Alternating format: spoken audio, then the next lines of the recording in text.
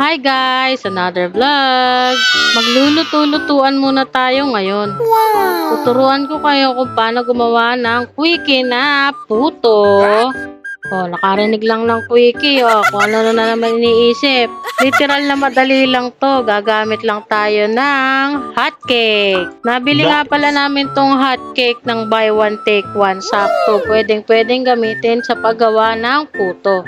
Magkalkal ka na sa kusina nyo. Simulan na natin. Ito, magsisimula na tayo sa pagbubukas ng ating pancake. Bale, 200 grams yung ginamit natin dito, no? At isisift nga pala natin to guys, no? Hindi na natin napakita. Padadaanin natin sa sifter para maging smooth ang puto nyo. Nice! Next naman ay ang powdered milk. Kahit anong powdered milk, pwede. Basta 4 tablespoon.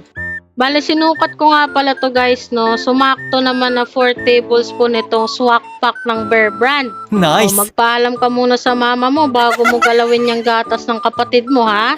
Baka mapagalitan ka ng mama mo, ituro mo pa ako. Wag niyo ako i-judge kung itataktak ko lang din naman yung natira dahil sakto lang pala ang laman, konting-konti lang ang natira. Next ay baking soda, 1 tablespoon lang, no? Wag mong dadamihan, huwag mo itataktak lahat.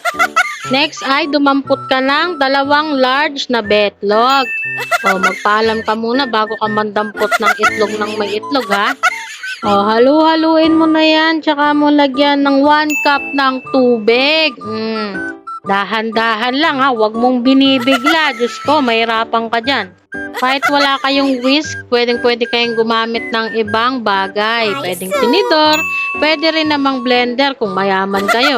Next naman ay oil. Kahit anong oil, wag lang yung mantika ng kapitbahay.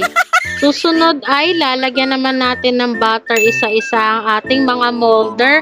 Ang size nga pala ng nabili natin ay large. Kahit mantikilya, pwede. Pahid mo na yan. Yung molder na yan, murang-mura lang. 3 pieces is 16 pesos lang. Bale, 2 set na yung binili natin dyan. Sinalin ko na nga pala sa lalagyan ng ating mixture para mas madaling ilagay sa molder. Kahit pitchel, pwede. Ipaalam mo muna sa papa mo yan. Mamaya, hanapin, magiinuman sila mamaya. Masisipa ako. Isalin na natin ngayon sa lalagyan. Wag niyong pupunuin. Mga kalahati lang ng molder para hindi umapaw. Mahal sa kasi itong hotcake natin eh. Ngayon ay isasalang na natin sa steamer. Ang gamit pala namin dito ay rice cooker lang. So, ang kakasya lang na puto is 4 na large. So, any rice cooker, pwede mong gamitin yan. Siguraduhin mong nakasaing na kayo. Mamaya, hanapin yung rice cooker, lagot ka. So, itong rice cooker ay may settings na ng steam. So, siset lang natin siya ng 7 minutes. Sa'yo pa talaga yan. Hirap na hirap ka kung anong pipindutin mo. Nako.